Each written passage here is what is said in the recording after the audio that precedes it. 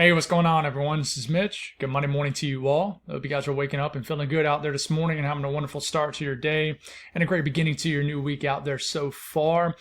There's a lot to get into in this morning's video. We're waking up to a moderate risk, level 4 out of 5, where a derecho is possible across areas of the upper Midwest for today. So we're going to dive into that right off the dot, and then we'll give you an update on the tropics, and then we'll talk about the rest of the country as far as today's weather. And then we'll give you a little information about a cool down on the way over the next several days. Will provide a lot of relief from all this hot weather we've been dealing with over the last several days. So if you guys have not subscribed, certainly consider doing that. Like the video if you like it. And if anybody has anything that I can pray about or pray over, please put it in the comments below. And stay tuned for the very end of the video if you want to join us for a Bible devotion. So let's get rocking and rolling this morning. So there's a lot to go over.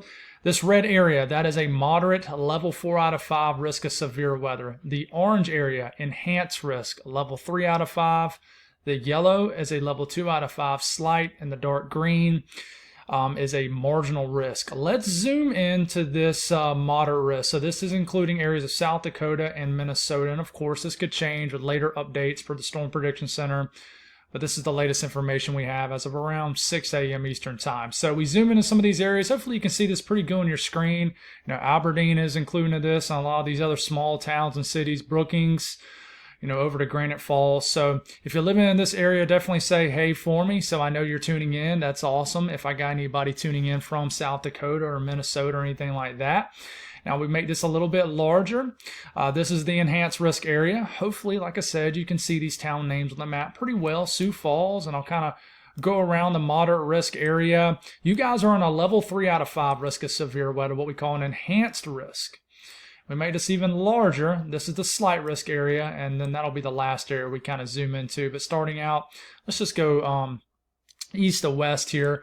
Minneapolis, you guys are on the slight risk right now, but that could change. St. Cloud, still the same, slight risk. Eau Claire, down to La Crosse. We go down to Fort Dodge, Sioux City, and then we go over to Valentine, into areas of Nebraska, go all the way to Spearfish, and this does get all the way into areas of Montana. We got a line of storms actually developing right now that will move downstream into these areas where it will strengthen into a powerful line of storms. So what's driving this moderate risk upgrade? I mean, this was pretty sudden from the Storm Prediction Center. I would tell you the tornado risk is I would say pretty decent today. It's a 5% risk, but that's definitely not what's driving that moderate risk upgrade. But if you do live in these brown areas, this is where you have a 5% risk of a tornado within 25 miles in a given location. And just zooming into some of these regions once again, like I said, hopefully you can see this pretty well. And then the green areas, that is where you have a 2% risk of a tornado within 25 miles in a given location. Now, the wind threat, this is certainly what's driving that moderate risk upgrade. So let's explain this. If you live in that pink area on your screen here, this is where we have a 45% chance of winds exceeding 55 to 60 miles per hour within 25 miles in a given location. If you live in this red area, that's a 30% chance of winds exceeding 55 to 60 miles per hour. Like I said, we'll zoom into some of these areas, move very slowly for you guys. And we'll move over back into South Dakota, and we'll go to the northern portion up here. Okay, and in these yellow areas, that is a 15% risk of winds exceeding 55 to 60 miles per hour. And this extends from, Wisconsin all the way back here to Montana. I should be working west to east, right? Since that's the way these storms will be moving. So Montana to Wisconsin. Now, if you do notice, we have this black outlined area that covers portions of the yellow 15% risk area and all of the red 30 and pink 45% area. So that means we have a 10% risk of significant wind gusts, and that means winds could exceed a 10% risk of winds exceeding 75, 80, 85, 90 miles per hour. Hurricane force winds is possible per the Storm Prediction Center. We could have a derecho. It even says that. That's not hyping anything up. It even says that in the Storm Prediction Center discussion from this morning. So what about the hail threat? Right now, we're just chilling at a 15% risk at hail exceeding 1 inch in diameter or larger. So this is a big deal. And once again, I'll go back to this, zoom into these regions. If you live in Watertown, Aberdeen, just these areas, and listen, this could expand down to Brookings. This will be a significant wind event. And you know, this normally when it happens in late July into August, where these complexes of storms ride the upper portion of this ridge. So let's break it down state by state. If you're only worried about Iowa, there'll be a segment for Iowa. Well, we'll kind of all include it into one, but just bear with me. We'll work our way sort of northwest to east, if you will. So let's start off in North Dakota. Time frame is up here, 10 a.m. Central Time. So I'm going to kind of break this down as we go. By the time we get to about lunchtime, and listen, model guidance is not going to nail this. Sometimes these complexes of storms move a lot faster than what models show. So just remember that. Now we get into about lunchtime. We got some storms near Dickinson. We got a nasty cell. And listen, these can produce tornadoes if they stay discrete a longer time. We had that photogenic tornado, wild-looking tornado in South Dakota yesterday. And we could have that before these materialize into a line of storms. Now, this is 1 p.m., this is 2 p.m., 3 p.m. You see a couple of these discrete cells kind of cruising south of Dickinson to Bismarck. These could produce all hazards and even a tornado threat because they are more discrete. Once they bow out into a line, then the damaging wind threat is what really becomes the main risk. But, you know, we take it to 5 p.m., 6 p.m., and a lot of the action is starting to cruise down to South Dakota. So it looks like the worst of the weather certainly is in South Dakota, not North Dakota. But you're going to have some nasty storms in this area of North Dakota more than likely later this afternoon to this evening. So just be aware of that, and I will show you the where is it? Come on. Let's see, right here. So I will show you guys the updraft velocity swath based off this model run. And it is going to pick up on a nasty rotating thunderstorm down here in southwest to southern areas of North Dakota. This kind of streak of highlighted colors here, this indicates a more intense, potentially rotating updraft, large hail, tornado threat could be there with that. Now, let's drop it down to South Dakota. It's going to be a big state for severe weather. We'll start off this morning. Let's make sure we got the right run here, and we do not, so I'm glad I looked. Let's fast forward to about mid-morning, about 10 a.m. We take it to about lunchtime, not a whole lot going on. You see those supercells cruising up in North Dakota. We get to 4 p.m., 5 p.m., and this is where things begin to come together. 5 p.m., some storms. And listen, this could be right on top of here, even though this particular model run doesn't show it. But there could be some sort of connection with these storms right over the central areas of South Dakota. And there's just going to be a lot of thermodynamic energy, heat, humidity building into this. And that is what's going to fuel a several hour long, powerful line of thunderstorms. And as we start to move into 6 p.m., these storms could produce tornadoes up here around Aberdeen and just the northeastern areas of South Dakota. But this is the line of storms developing here, kind of a chunk of storms at first. And you see all these squiggly circle things coming off these cells? This is intense updrafts, just potentially rotating updrafts, tornado-producing storms. Dangerous, dangerous look with these. And these continue to cluster up. This is 8 p.m. A lot of this action is now in the eastern areas of South Dakota, hitting Brookings, Sioux Falls, moving out of Aberdeen at this point. And then that's all she wrote. These storms will be powerful, guys. It's just where they form about mid-afternoon, right? They look kind of just hit and miss in different places, right? But we get into 7 p.m., 8 p.m., 9 p.m., 10 p.m., and that's what it looks like. And once again, we will look at that updraft velocity swath. We'll roll through it here all the way through about 3 a.m. That looks like a long-lived complex or either one or two supercell kind of setup. You see how you just got this long area of, well, obviously vibrant colors on your screen. Intense storm with an intense updraft, potentially rotating, potentially a tornadic storm or complexes of storms that could produce tornadoes. And it really, really highlights the northern counties and just northeastern areas of South Dakota today. So please be aware. And the wind threat will be something serious with this. We'll switch it back to this. And I'm just going to kind of jump between things. I didn't want to pull up any more tabs than what I already had, right? But we'll look at the wind gust with this. And this will do it in 1 hour increments. And as you can tell, intense little clusters of winds here.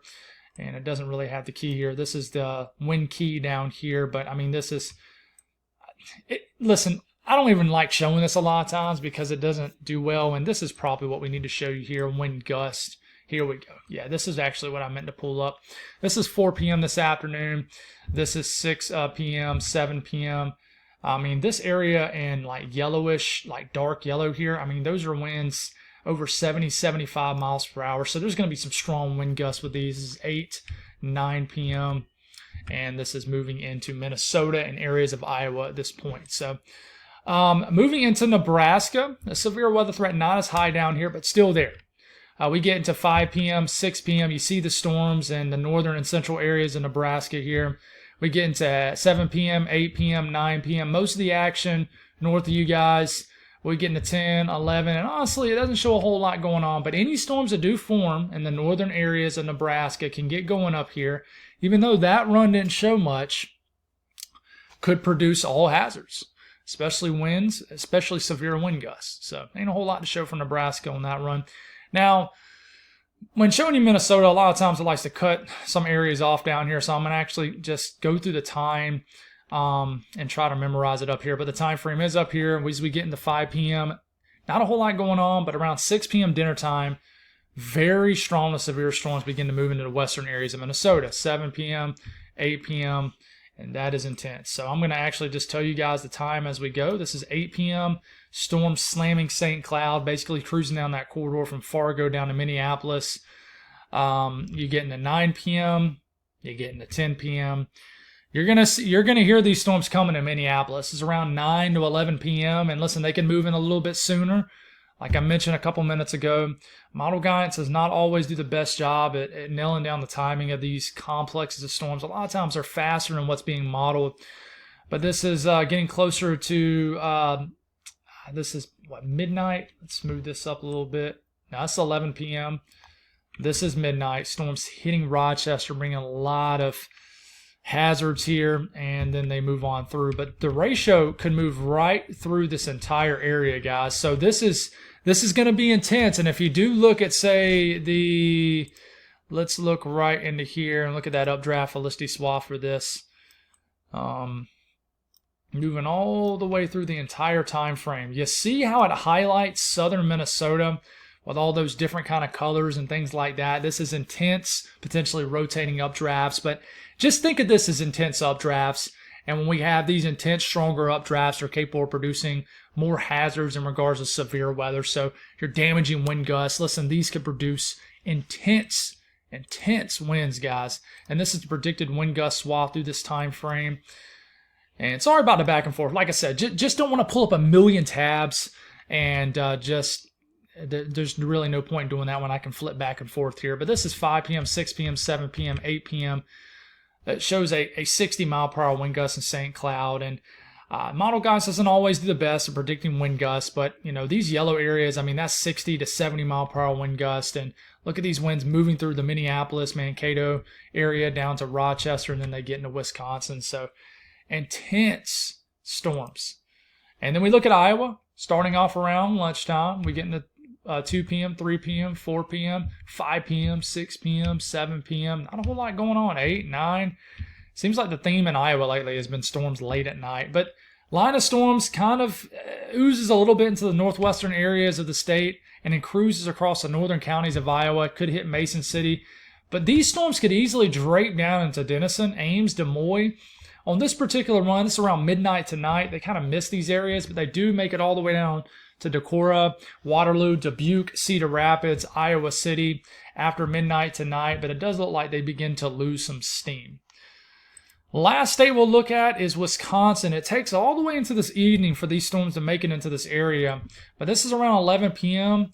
The storms are moving into western areas of Wisconsin. Eau Claire will get hit. La Crosse, you guys could get hit, give or take, around midnight tonight. These storms, look how it's bowing out. I mean, that is the classic look of a derecho. See how it's bowing out like that? This will continue, but it does look like it kind of falls apart very fast after midnight tonight in Wisconsin. Let's hope that is the case. But at its most intense part of this storm, of this sort of complex of storms, it is going to pack a punch, guys. So we look at a wind gust swath with this, and here it comes. There's a line of storms, bang, rolling through. So that's an update on that. Just kind of want to spend a little extra attention on that. I think it's warranted. As much as I'm tired of talking about severe weather, guys, it's very important to go over that because things have dramatically changed up there, and I just want to give you guys some good information on that. So let's talk about the tropics now. What's interesting to me is we're getting a big blowup of convection north of the Lesser Antilles, but the National Hurricane Center is not highlighting this to have a shot at development, and model guidance doesn't like it either. But you see this area right here? That is our tropical wave.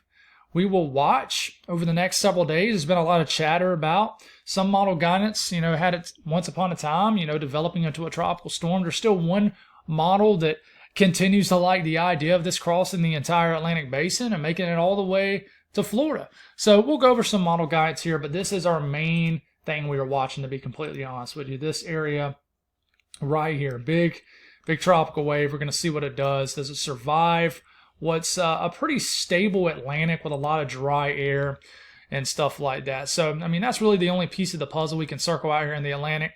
The National Hurricane Center says no tropical cyclone activity between now and the next 7 days. So they don't have it highlighted now. I've tried to call it the last few days, and I've been completely wrong. I've been thinking they were going to put a chance of development out here, and I still think they will. I still think we'll get a 10 to 20% chance of tropical development in this area here in the next few updates. But I've been saying that since like last Friday. So, but the European model, let's see what it's showing. Ain't a whole lot, I'll be honest with you, but we'll roll through it. And it has just tropical energy down here, kind of just a long area. You can call it a giant tropical wave, but where's that central low pressure, that central energy? But we'll continue, and there's just energy into here, right? This doesn't look a whole lot different than this up here.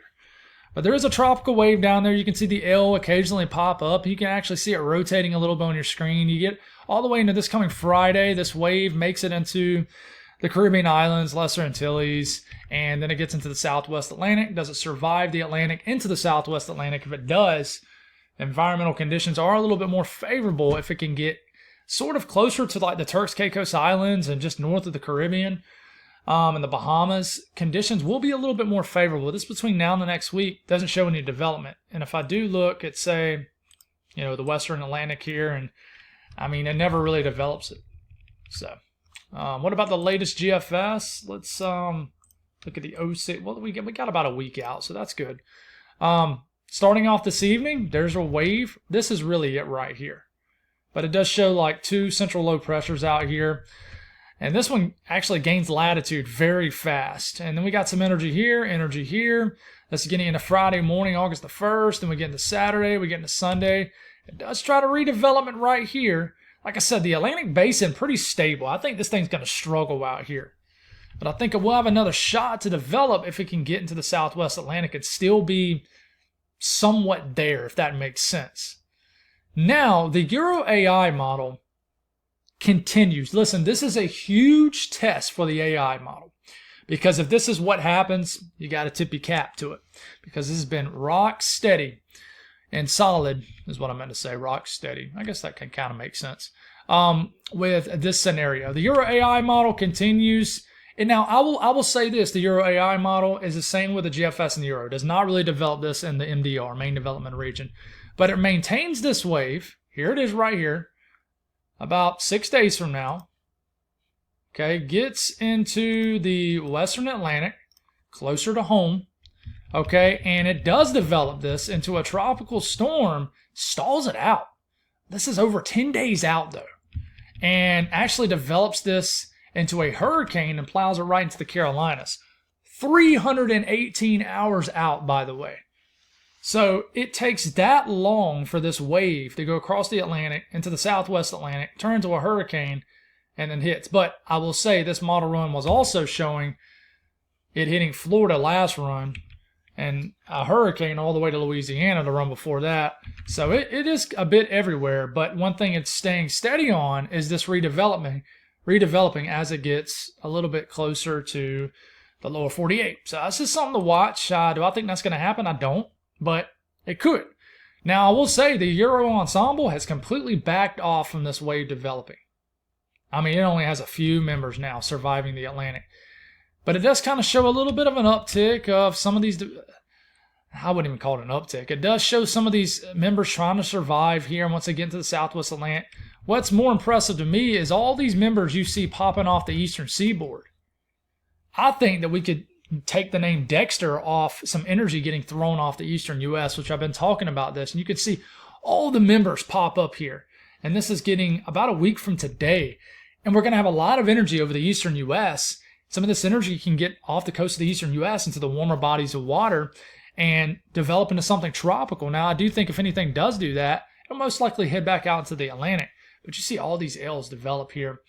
Makes me think that we have a better chance at something homegrown developing. And let's talk about that really quick. As we get into this Wednesday, you're going to see blobs of green, yellow, orange, and red. This is just shower and thunderstorm activity. Basically, big trough digs down, ridge kind of breaks down, and we get a lot of energy hanging out over the eastern U.S. Energy as in shower and storm action. You see this low pressure popping off Jersey Shore here this Friday. That tries to develop into something, but it's pretty high in latitude, so not sure if it is. And then we got a lot of energy down here into this weekend off the coast of the eastern U.S. And we just had a brief low pressure pop up here. And then we just got a lot of energy chilling down here about a week from today off the coast of the southeast, and a little bit of a spin to it and just a lot of energy. I know I keep saying that word, but I'm telling you, if you look at the kind of the low-level features here, about 850 millibars, 4,000 to 6,000 feet up in the air, you can see a lot of twisting and turning in the upper levels of the atmosphere. Like here's a little something right here. See the wind barbs kind of rotating around each other. You can see some turning. A little bit right here also. This is getting 10 days out though, but I just think there's going to be a shot. And I keep saying this, it's some energy getting tossed off the eastern seaboard and then trying to develop. And it could be over the Gulf also.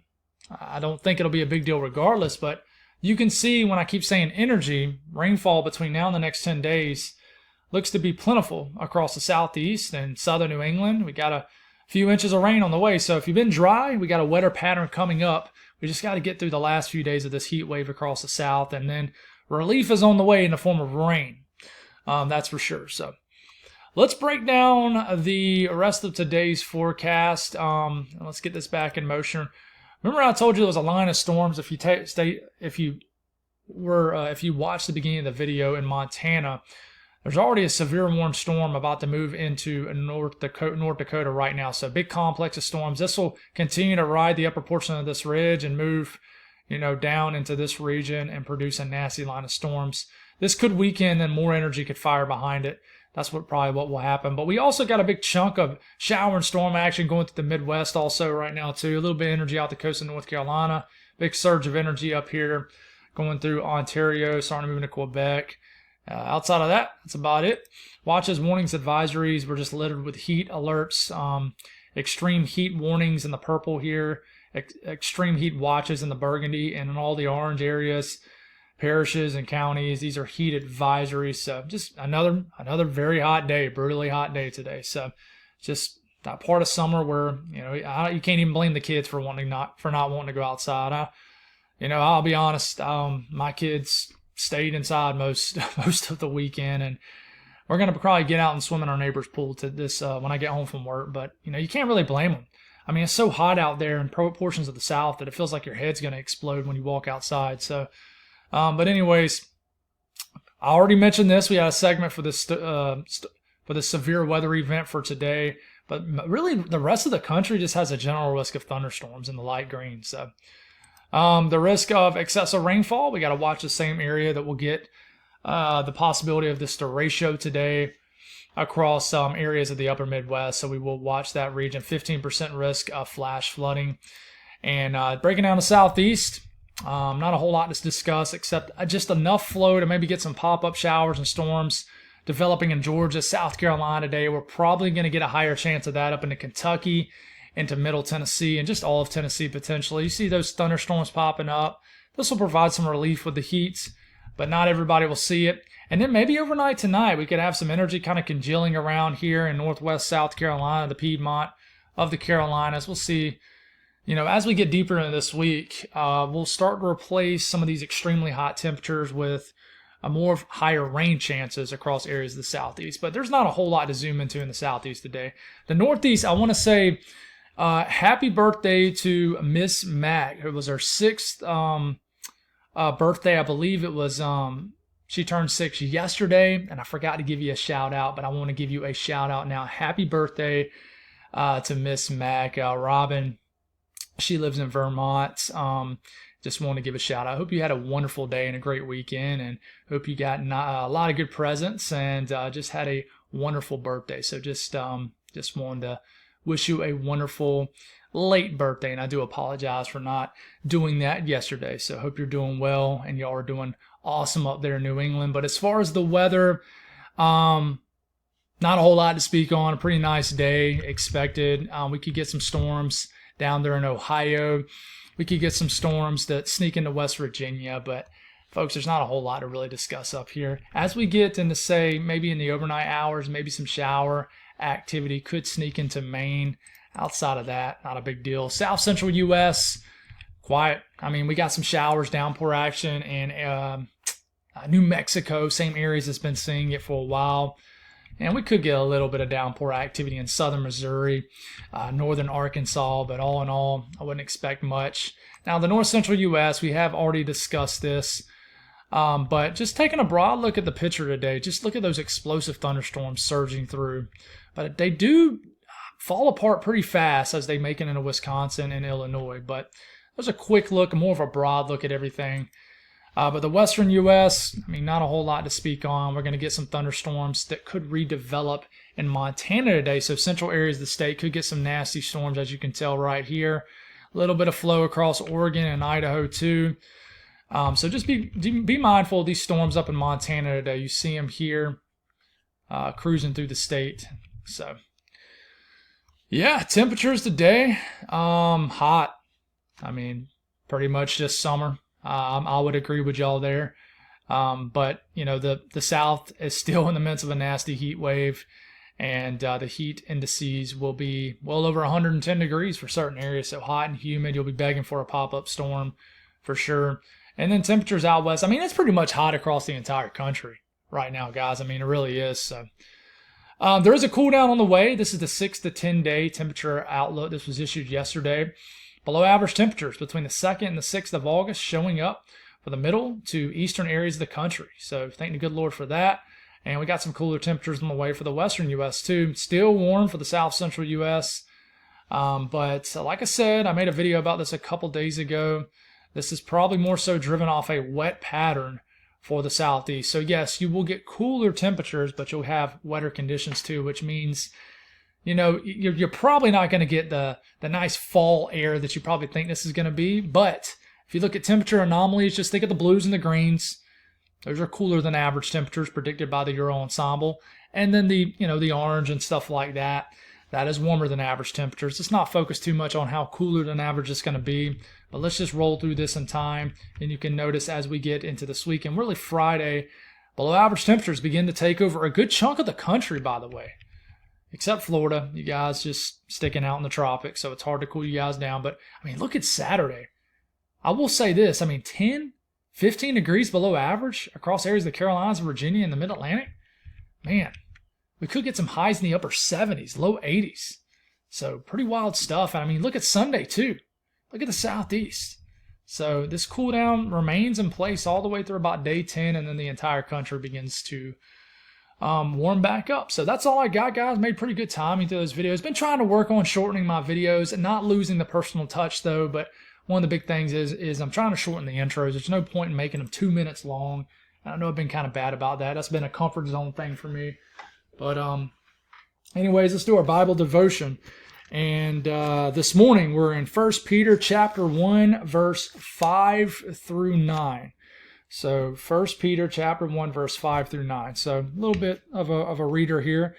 You are being guarded by God's power through faith for a salvation that is ready to be revealed in the last time. You rejoice in this, even though now, for a short time, if necessary, you suffer grief in various trials, so that the proven character of your faith, more valuable than gold, which through perishable is refined by fire, may result in praise, glory, and honor at the revelation of Jesus Christ.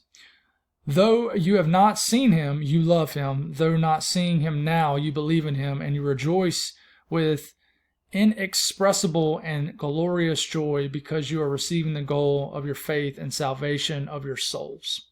It's a lot to take in. Some big words. I got through them, though. Normally I'll struggle with them. My wife always picks on me because of the way I pronounce things sometimes.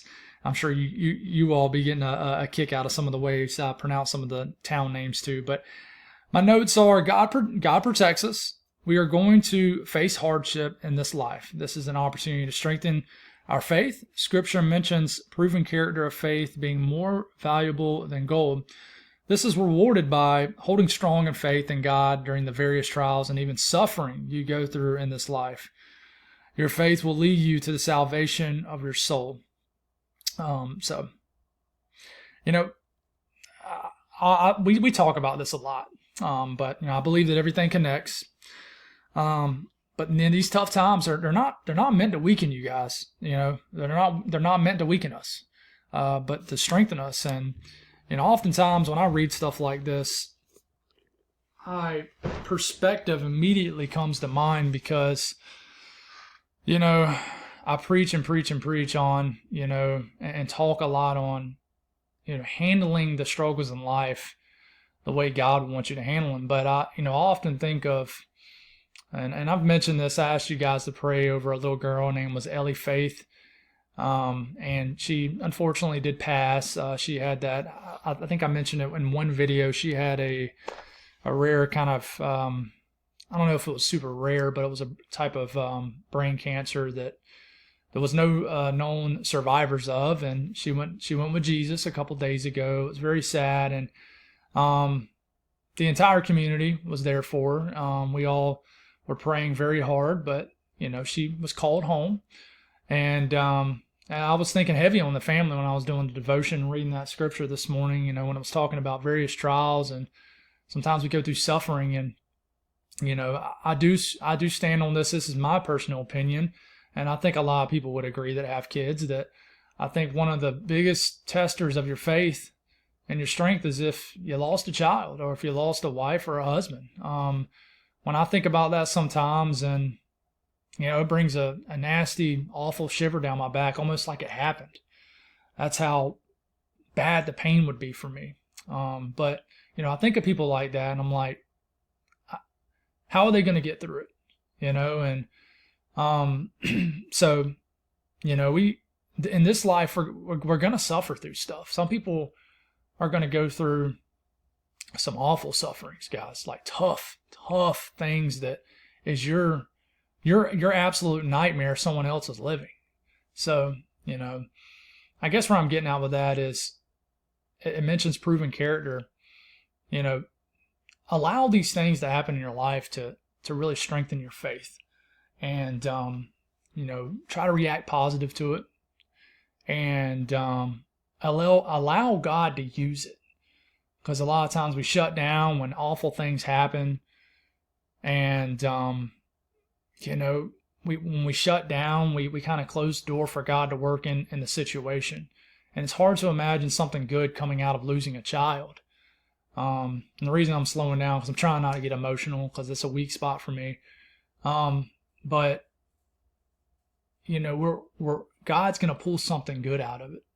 It doesn't feel like it, but also remember that the glory that's to come, what's to come. All this is temporary. This is just a vapor, like as it mentions in Scripture. So it's hard to imagine that because we're in this life right now and it feels long, but it's long and it's short. I know that, not picking on any of my older folks that are tuning in, you guys though can definitely voice to that. I'm sure a lot of people that's tuning in that's in their 50s, 60s, and 70s, that you can say it probably felt like just yesterday, where you were in your 30s and 40s. So life is long and life is short, and we got to continue to get through these tougher times in the way that God wants us to get through them, and allow that testing of the faith, to really mold our character and make us into the person that God wants us to be, because the end result is, the salvation. So, Anyways, that's all I got. Hope you guys have a wonderful day. Stay safe up there in the upper Midwest today. You're going to know this line of storms is coming. I mean, it's not going to sneak up on you. So stay safe. God bless. Stay cool. Stay hydrated. And appreciate y'all very much. Have a wonderful start to your week. And we'll talk again soon. God bless.